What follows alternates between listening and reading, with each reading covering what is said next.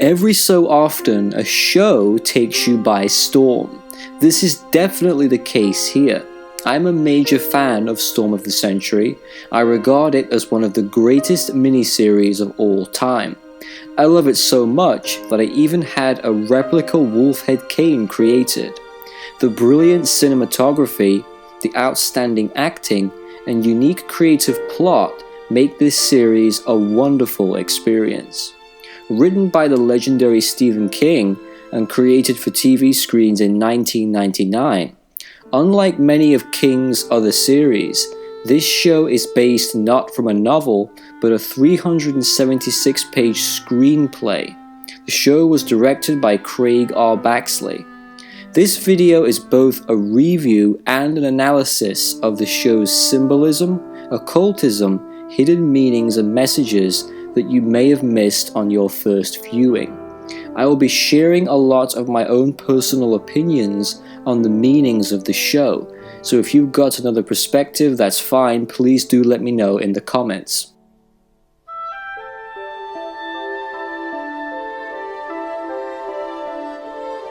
I want to say straight away, this video contains spoilers, lots of spoilers. Spoilers to the plot and the overall story.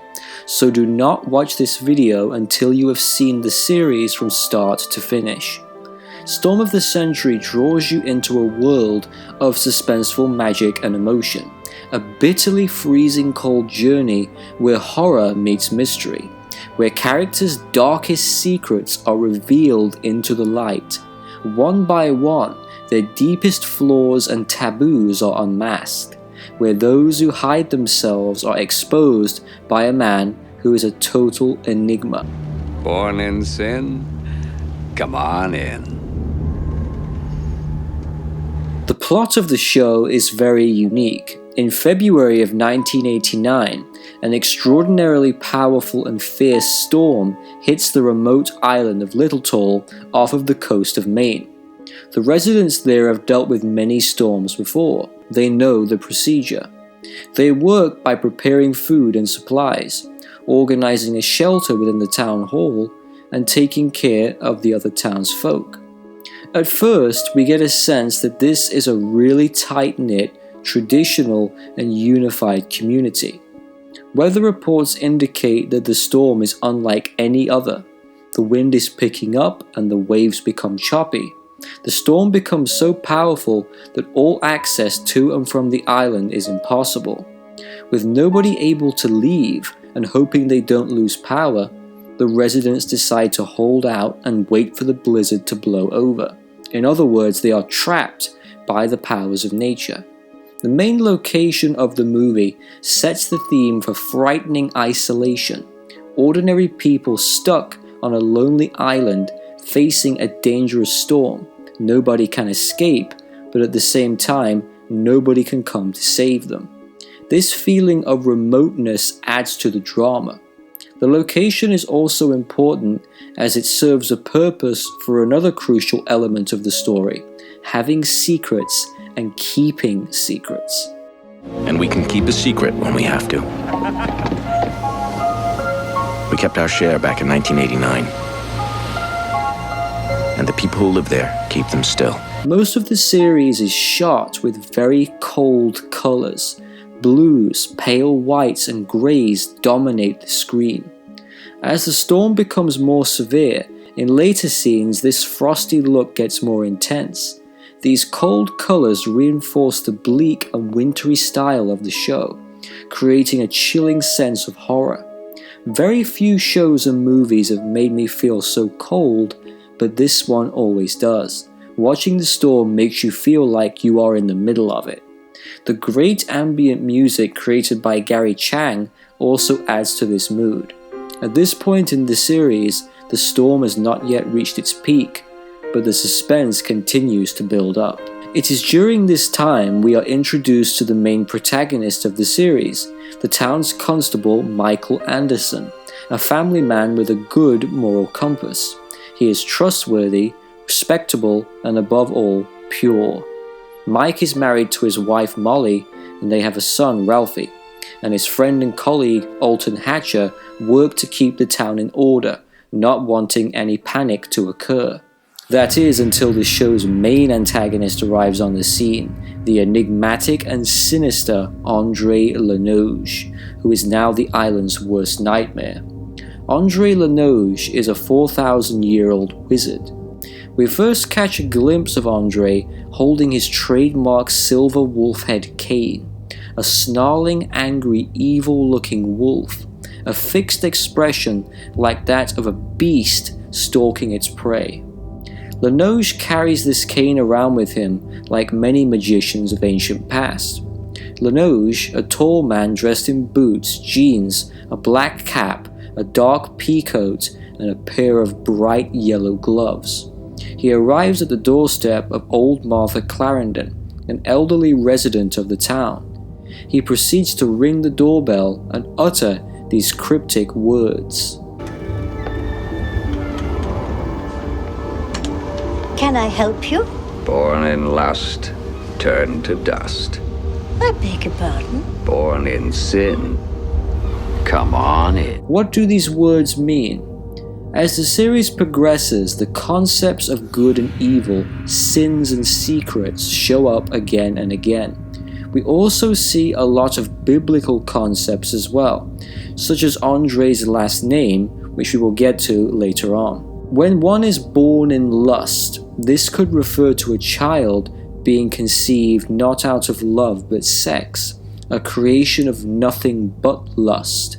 It may also refer to living a lustful life, becoming an addict, a deviant, a criminal, a liar. On the surface you are sweet and kind, but deep down you are rotten. Keep in mind, Andre knows everyone's secrets. Turning to dust may point towards death of the physical body, whilst born in sin, come on in, is almost like that of an invitation from the devil, welcoming his sinners into hell. Perhaps the gates of heaven are locked for these sinners, but hell is always open for business. We will come back to the concept of hell in just a moment. Andre brutally murders Martha with his wolf head cane, seemingly without any remorse. Andre then enters the old lady's house and begins to hum this haunting tune.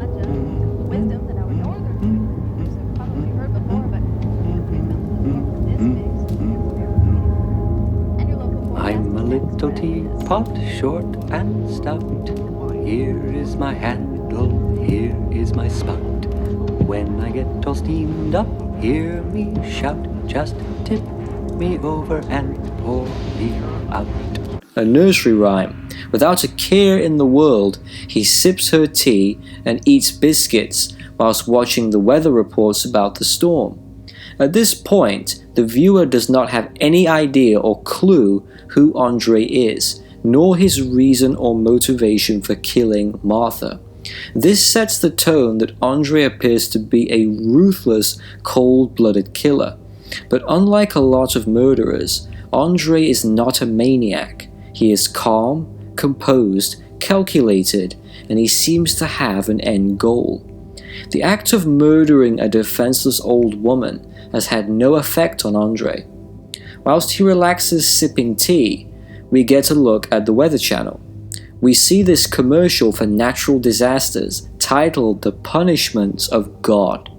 God and the devil are prominent topics within this movie. Has Andre been sent by God to punish man, or is he on a mission from the underworld? You also hear in the background the numbers 111. In biblical teachings, 111 may relate to the Trinity, the Father, the Son, and the Spirit. God works in mysterious ways.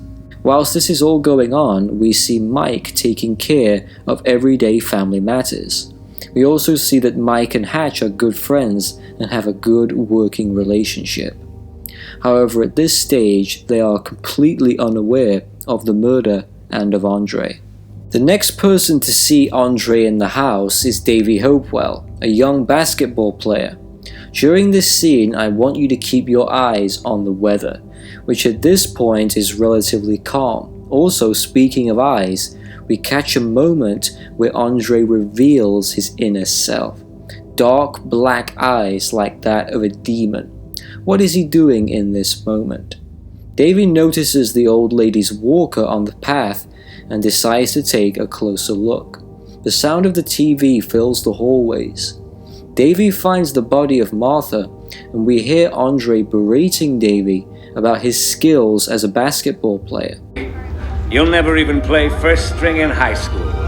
You're slow. You're a dwarf.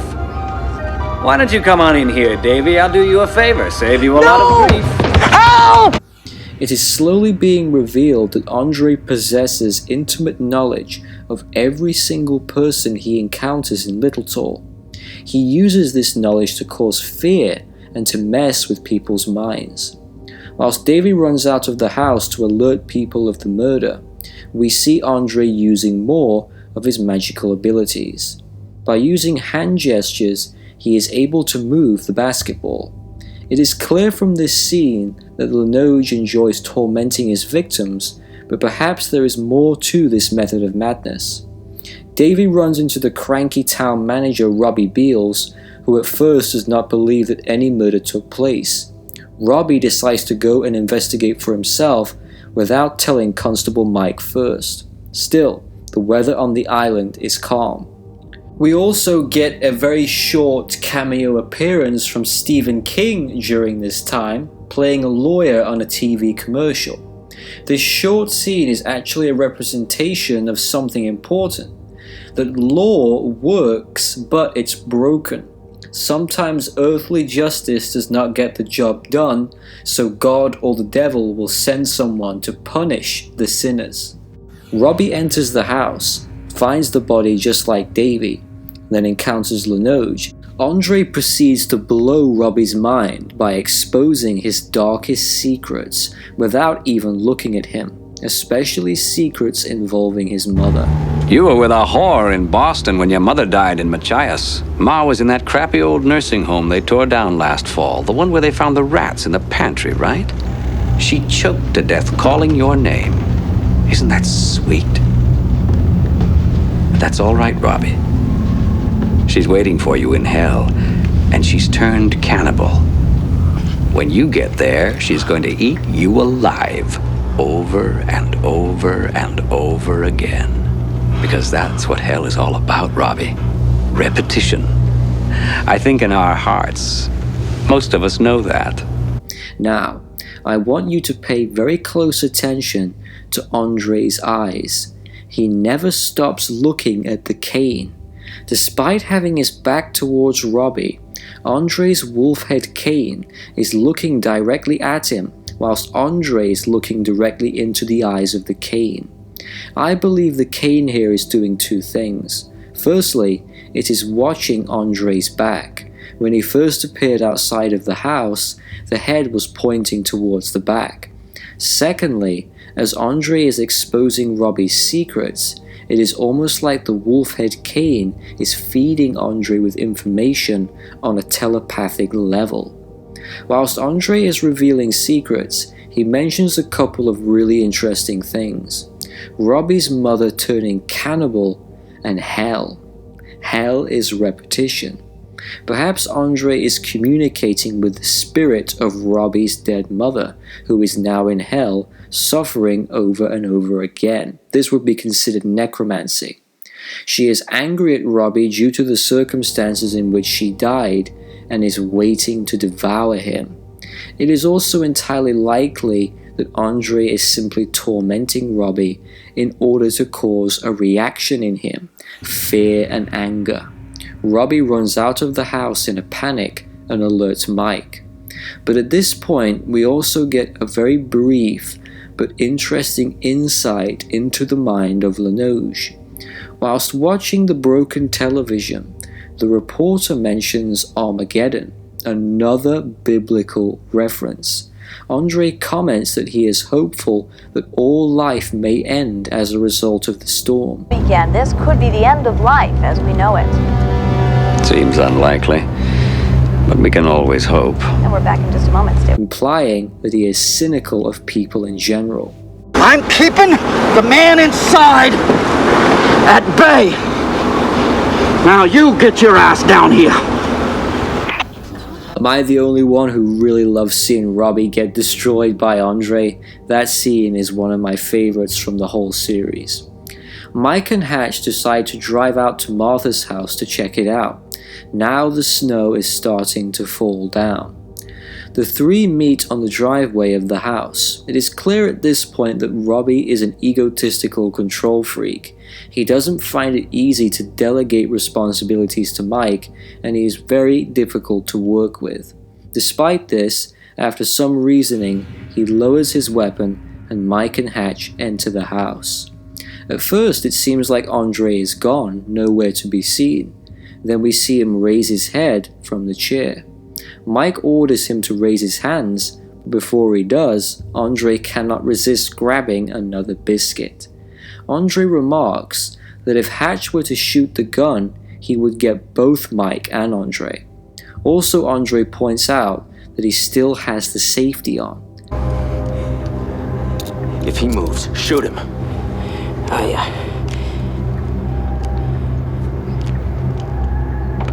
If he shoots, he'll get us both. That thing's still loaded with buckshot. Also, he's still got the safety on. How could Andre know this without seeing the gun? At no point does he look behind him. Clearly Andre knows more than just secrets. He is hyper aware of absolutely every single thing around him. A sixth sense, if you will. One last biscuit and Andre is arrested. It's important to mention that Andre wanted to be captured. He had plenty of time to escape and flee the scene.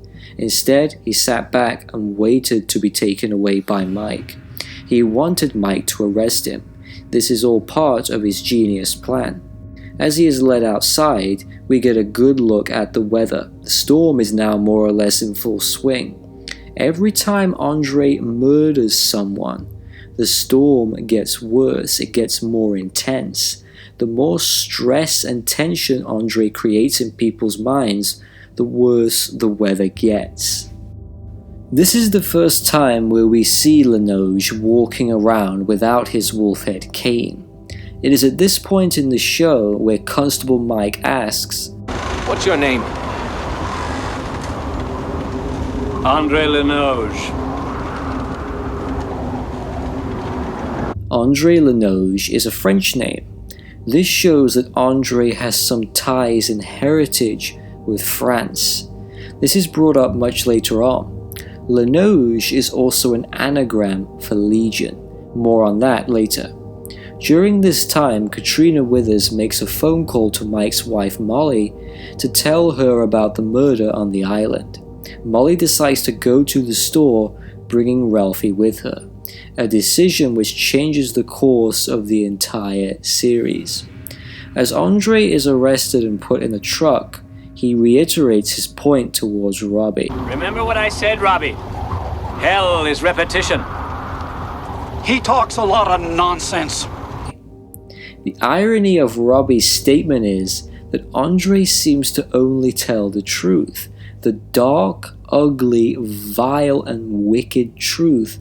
Cold, hard facts. Andre represents that of which most people do not want to acknowledge. Desires, insecurities, and how people bury their true selves under a facade of lies and righteousness. Although nobody wants to hear it or accept it, the truth is still the truth. It appears to be Andre who speaks it. It is everyone else who talks nonsense. As Andre is locked in the truck, Robbie comments that Linoge must be crazy, and Mike asks Robbie how he knew his name. Robbie's bad attitude always shines through as he constantly reminds everyone that he is the town manager. At this point, nobody knows who or what Linoge really is, nor do they know of his arcane powers. The mystery here is brilliant.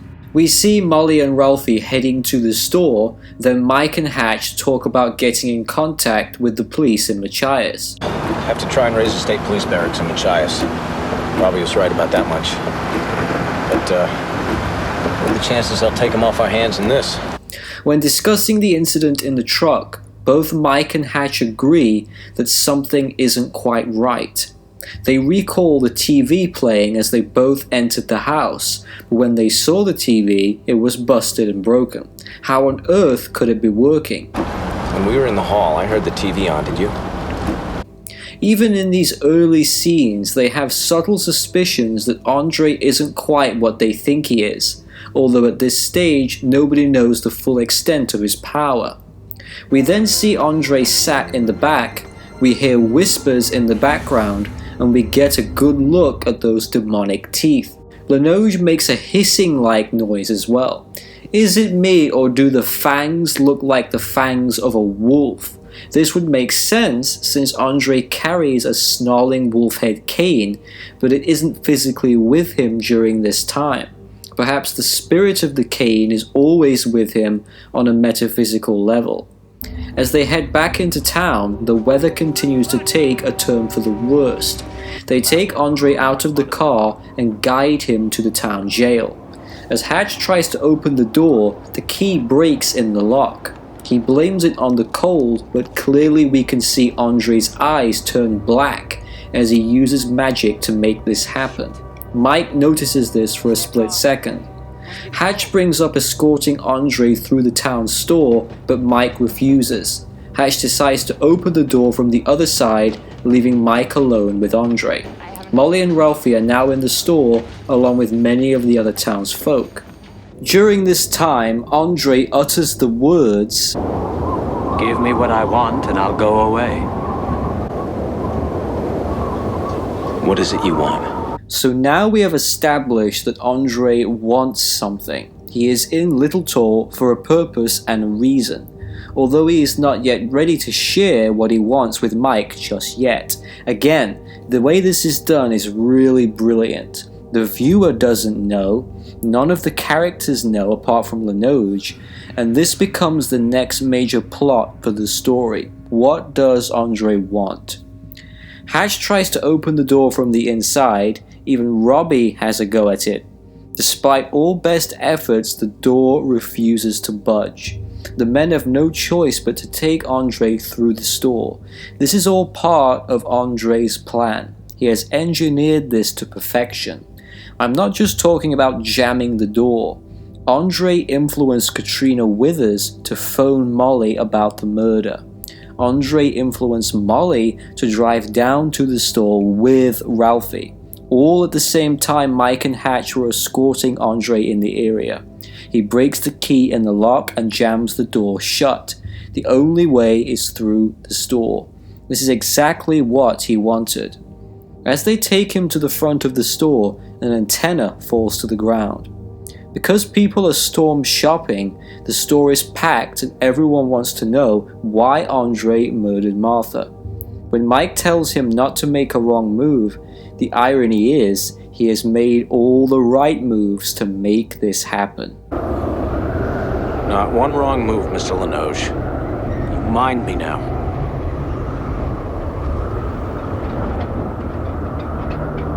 A crowd soon gathers. This is one of the best scenes I've ever had the pleasure of watching. I think it's brilliant. Andre meticulously picks apart their worst fears and secrets, one by one. He exposes Peter as a drug dealer. How's the fish business? Not so good, is it? Lucky you've got the marijuana business to fall back on. He exposes Kat's abortion secret. It's just an in-office procedure these days, nothing to it. I don't suppose you've told your folks about it yet, or Billy. He exposes Billy as a cheater. Before he gets too self-righteous, Katrina, ask him how well he knows Jenna Freeman. What do you know about my sister? That horses aren't all she enjoys riding when the weather's hot. Right, Billy? But most importantly, he finds Ralphie, who just so happens to be there at this exact time. I know you. You do? You're Ralph Emmerich Anderson, and I know something else. What? You've got a fairy saddle on your nose. That's what my daddy calls it. You bet. Billy tries to pick a fight with Mr. Linoge. Bad move, Billy. Andre does not have to lay a finger on you to actually hurt you. Again, this scene is outstanding. Mike finally manages to get Andre into the jail area of the building, and he has a few choice words for him. Don't even twitch, Mr. Linoge. You put your filthy hands on my son, so don't you so much as twitch. Mike completely loses his cool due to what had happened in the store and has a complete meltdown. Andre has this quality about him. He is able to evoke strong emotional responses in people, sometimes even without saying a single word. He is a master manipulator. You must be able to look at the situation from Mike's perspective. This stranger, who is also a murderer, knows all personal details about his own son that he shouldn't know, and knows the entire town's dirty laundry. Andre has no problem exposing their secrets publicly. Mike knows Linoge wants something, but right now he isn't talking. Hatch tries to cool down Mike's rage as Linoge is locked inside of the cell. Strangely, Mike tries the door that was jammed earlier, now it opens on the first try. Notice how Andre watches his prey like a hunter, always one step ahead of his prey. Mike orders Robbie to leave the room and he tells Hatch to contact the state police whilst he goes to inform Molly. Of course, due to the severe storm, no contact with the mainland is possible. Now the feeling of isolation is stronger than ever. With no help from the outside world, it becomes apparent that Little Tall is on its own. Mike decides to shut down the town store so he can focus on Linoge. He selects a small group of men to take turns in watching over Andre in his jail cell. Molly heads back home with Ralphie, whilst Mike takes care of some duties around town. Whilst Mike is away, strange things begin to happen. Andre uses magic to destroy power lines outside of the jail, knocking out many of the lights and communications in the area. As the lights go black, we catch a glimpse of Andre's demonic eyes glowing red in the darkness. It's interesting to know that some alligators have eyes that glow red at night as well. Red eyes can indicate the eyes of a predator. What? What?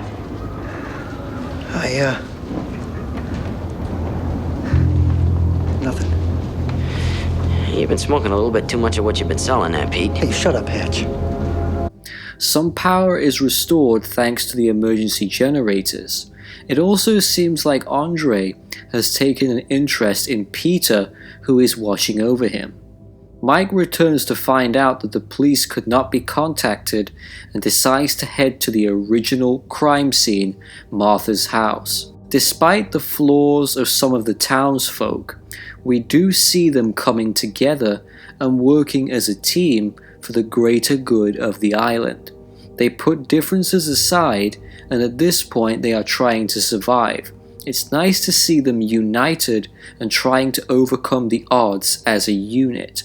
Everyone in the community seems to have a useful role to play.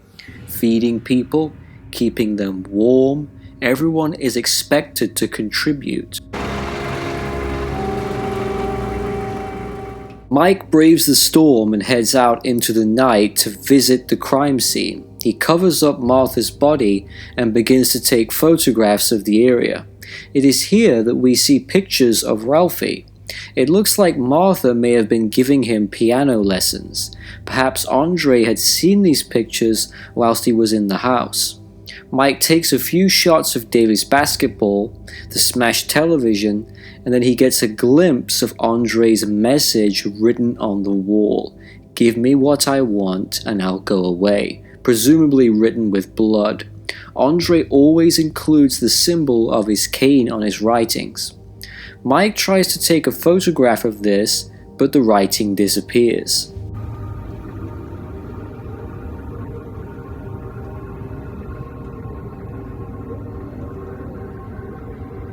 For the first time in a while, we get to see the wolf head cane again, sat on the chair. Mike quickly takes a shot, managing to get it, but the cane itself disappears. Mike knows it is becoming clear at this stage that something paranormal is happening.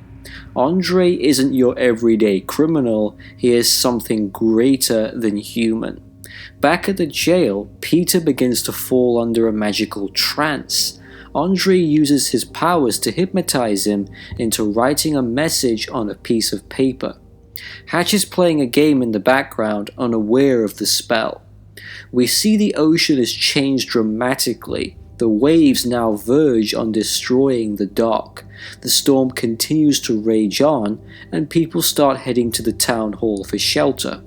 Robbie is seen talking to a group of guys at the hall. He tries to rationalize how Andre has intimate knowledge of everyone in the town, blaming Peter for being a drug dealer and that perhaps Andre was in business with Peter, hence how he knew about the marijuana in the warehouse. He also blames the drugs for the death of Martha, insisting that Andre must have been high on drugs when he killed her. This theory of his completely falls apart when Kat's abortion is brought up. That doesn't explain how he could know that Kat Withers was up in Derry for an abortion. Are there any more blankets? Completely shut down. During this time, Molly and Ralphie arrive at the town hall and they check in. In the jail, we see that Andre's spell on Peter is broken for a short time. Hatch gets Peter's attention and he seems to come back around. When Hatch leaves the room, Andre begins to mutter words.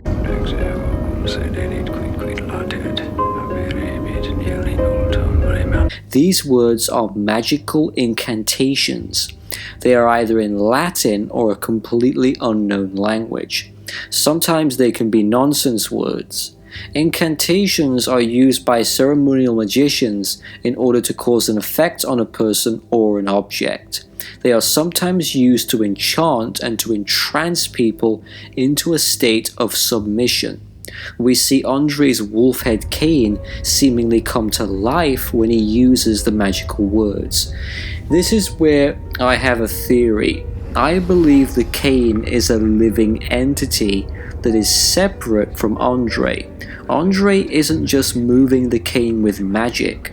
I think it has its own consciousness, its own level of awareness. The cane is a companion to Andre. It is likely that whatever spirit is inside of the cane, this spirit serves Linoge, so Linoge is its master.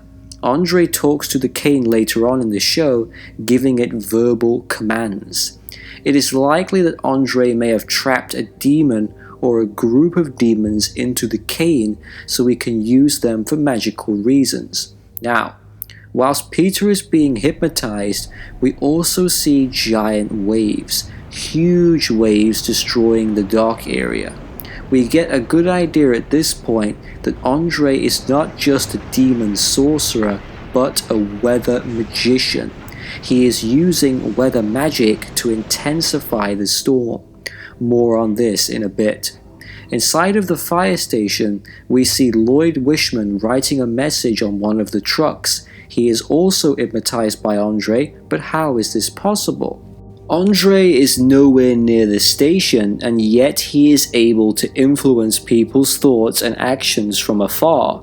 This is because we can see the wolf head cane behind Lloyd. I'm telling you, majority of Andre's power comes from this cane. Whilst Lloyd is writing his messages, Peter prepares to commit suicide by tying a rope around his neck and suspending it from the ceiling. Lloyd also gets ready to kill himself via the use of a fire axe. Andre is using incantations and his cane is influencing both men to commit suicide, but not before they can finish writing. As this is happening, the waves grow in size. It seems like the concept of storms goes far beyond weather in this series. Andre is creating a storm inside the minds of his victims. As within, so without.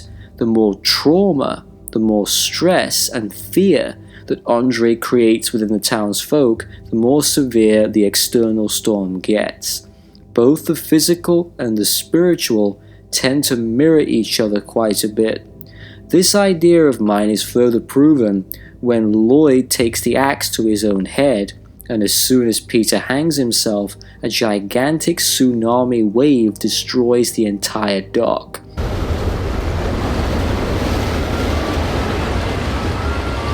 My saint hat.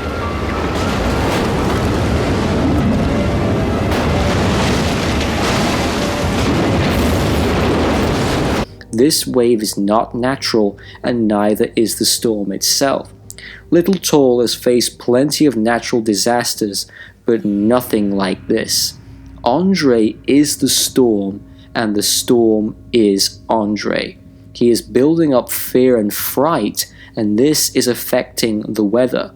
The more violence Andre creates, the more violent the storm gets. This is baneful weather magic. Back at the town hall, Robbie hears the news that Peter's warehouse has been wiped off the map by the tidal wave.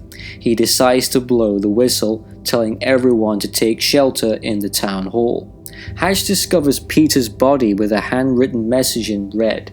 "Give me what I want and I'll go away." Notice the symbolism of the canes.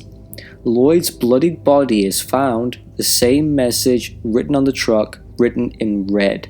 And even crazier than that, on the computer screen, we see this message once again. At this stage, Andre is growing in strength. He has the full attention of the town. He means business. Hatch has a few words for Andre, asking him, Did you make him do that somehow? Did you make him write that note? Hang himself? Did you? Mike and a few others head to the jails. They receive radio communications from Ursula, but they can't decipher the distorted messages due to the bad weather. Mike sits down and takes a look at the computer and the paper note, noticing the message, remembering what Linoge had said to him earlier. What in God's name is happening?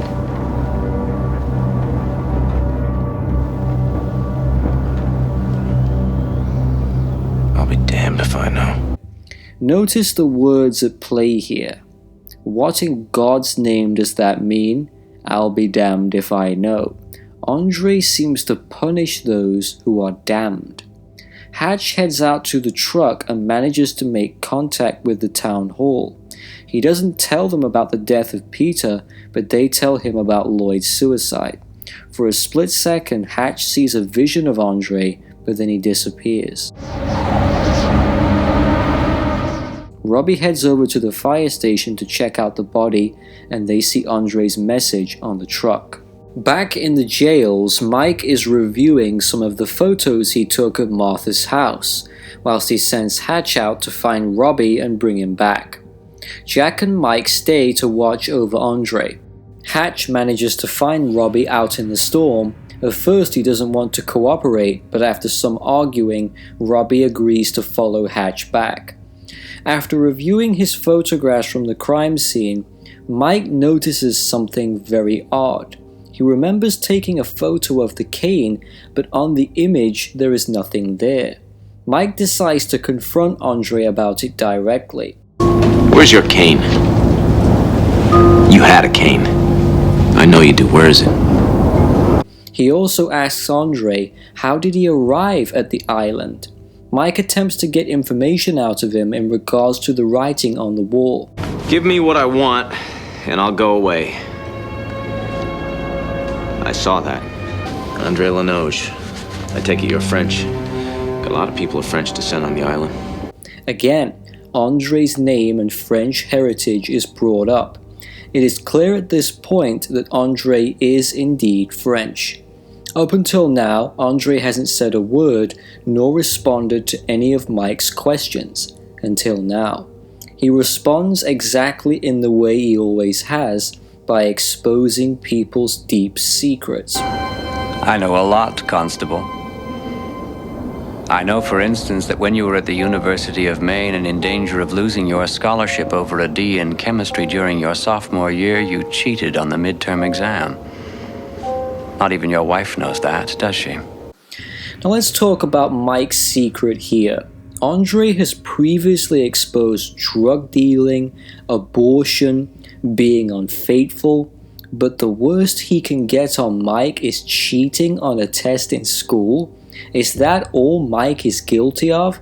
This speaks volumes about Mike's character. Compared to the others, he is a shining example of a good man through and through. Knowing that he can't get any more out of Mike, Andre decides to turn his attention to Jack. Jack has a history of gay bashing and assaulting men. Andre uncovers the truth of his insecurities. His hatred of gay men is fueled by the fact that he himself has an attraction to a particular man. The same man he beat up. He had that swishy way of walking, and that lisp. And you guys kind of liked the way his hair looked all around his face like it was. Although you'd never say it to each other, would you? Kind of turned you on. All right, that's enough. And that is the main point of Jack's secret. He liked it. Compared to Mike, Andre really didn't evoke much of a reaction because the secret wasn't really important to Mike. Jack, on the other hand, becomes enraged by this and takes a gun, aiming to shoot Linoge, but instead he gets Mike. We find out that the bullet only grazed the skin, which is very odd. Andre then gestures that he is holding something in his hand. We see that Andre is holding the bullet that Jack shot. Now, let me tell you what I think happened here. I believe Andre saved Mike. He reads minds and people's lives very easily. He read Mike's life and found only one trivial thing. This shows Mike is pure, a good-hearted man through and through. I believe this impressed Andre. Jack, on the other hand, is full of sin being the key word here. He is full of hatred for his fellow man and is insecure about himself. He is living a lie. The gunshot by all rights should have killed Mike, but it didn't. Andre made sure of this. Born in sin, come on in. Obviously, Andre couldn't invite Mike in because he isn't a sinner.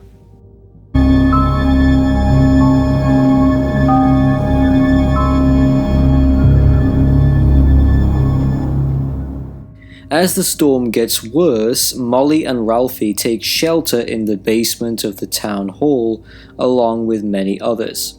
Molly has a conversation with Robbie's wife Sandra. She plans on leaving Robbie in the spring. Can't say I blame her. Now, let me say this. I don't think Robbie is a bad person necessarily. I don't think he's evil. He's just a douche. He's a jerk. The way he treats others is unacceptable. We next see Kat Withers going to see Billy. They have a heated discussion about the abortion. Billy had no idea until Andre brought it up. Kat turns the tables on Billy and asks him about the affair he had with Jenna Freeman, another subject that Andre mentioned back in the store. During the conversation, a reference to it is mentioned, the town Derry. Hey, that baby was half mine, and you decided to go up to Derry, and you murdered it, and it was half mine, Kat. Whilst the two are arguing, Andre begins to conjure up a spell. Jack notices instantly that he is up to something. Linoge makes hand gestures. Usually when he does this, it means he is attempting to control someone else's actions. We cut back to the argument and notice that Billy is holding a can of apple juice, but wait a second, it's our old friend the Wolfhead Cane. On the tin it says, McCain's Grade A Bitchy, made with a blend of rotten New England apples. So we can take a few things away from this. Firstly, Andre has a sarcastic and witty sense of humor. The bad apples are of course the Little Tall's residents. They are rotten to the core because the town is full of scandals and deceit. The cane always makes an appearance during these magical spells. From an occult point of view, it could be that Andre has hacked into the mind of Billy and is altering his perceptions of reality, making him see the can as Andre wants him to see it. So it could be a type of illusion that only Billy is experiencing. The hand gestures continue and Mike asks Andre what he is doing. He does not answer and continues working his magic. The gesture Andre makes with his fingers clearly represents that the victim is walking. Andre's goal is to use Billy to kill Kat with the can, but it doesn't go as planned. This is one of the most important scenes in the entire show. This is the first time where we see Andre attempting to control someone via magic and failing. Not just that, but we also see Andre visibly stressed and very angry, telling Mike to shut up. She's right. You are a coward. What the hell are you doing? Shut up! Linoge obviously needs a lot of concentration to get the spell to work. He shows his first sign of weakness, a side to him we haven't yet seen. He now turns to another magical method because the first one failed. He calls forth his cane to physically show up in the area, instructing it to go to the back step. By the step, by the step, by the back step. This further proves my point that the cane is alive. It follows his commands. We then see that the cane is right in the location where Andre told it to appear.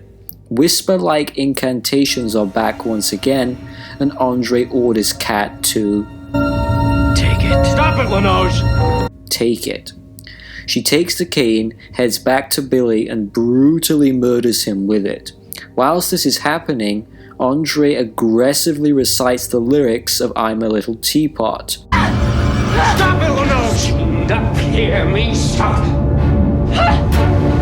Another murder in Little Tall, another wave hits the lighthouse.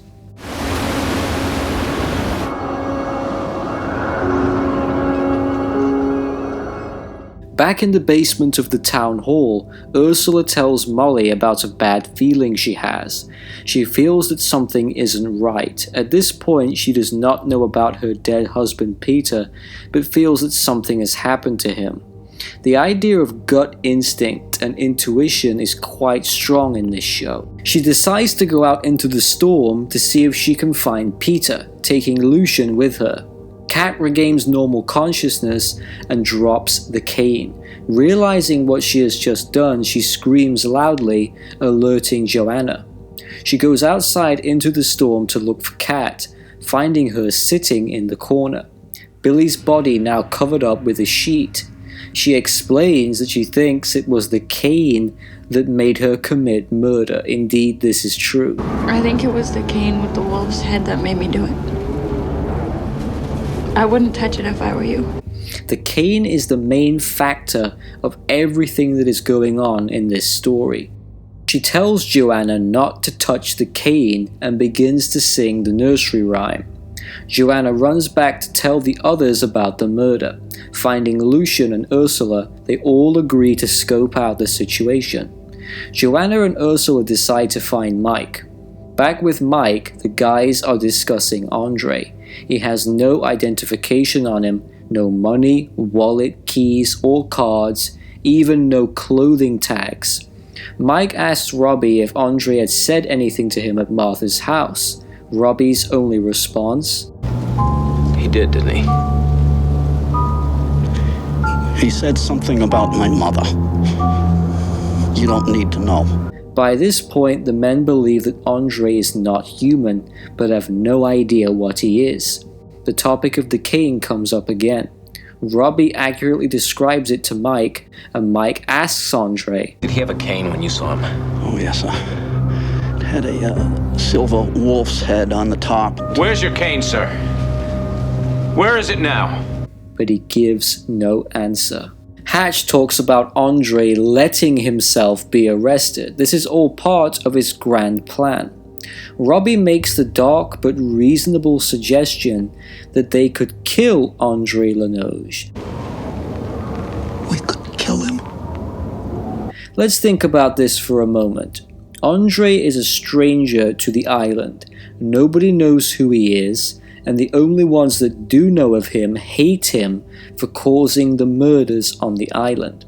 Killing Andre would potentially solve the problem. After all, Little Tall is all about secrets, and the townsfolk can sure keep them. Mike responds, We'd know. This is fitting for Mike's character. He is honest and benevolent to the core, almost to a fault. There is no way he would kill Andre and keep that secret. They might get away with killing him, but the thought of it would trouble Mike. The idea may have gone through Mike's mind, but he wouldn't act on it. Robbie's idea isn't a foolish one, but it is unethical. Mike would never allow such an act to be carried out. I always wondered, how would they kill Andre? Would they shoot him, stab him, burn him to death? I doubt very much he would just accept death without putting up a fight. We next see Ursula and Joanna arrive outside of the jail.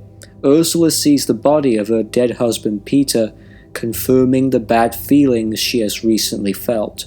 Mike comforts her before they head inside. This is a very emotional scene.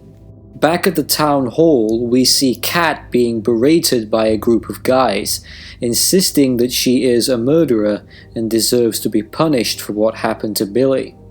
The others stick up for her and defend her, realizing that all is not as it seems. We get to see a little more of Cora, an old cranky woman who is always causing trouble. She even makes Robbie seem friendly. At the jails, Mike asks Joanna what happened. Joanna tells Mike about the cane. She said, I think the cane with the wolf's head made me do it. I wouldn't touch it if I were you. But you didn't see a cane, with or without a wolf's head? No. It is clear at this point that Mike is a very intelligent man. He knows something about Linoge that the others don't seem to know. Mike knows the cane is a crucial element to the tragic deaths of every victim on the island.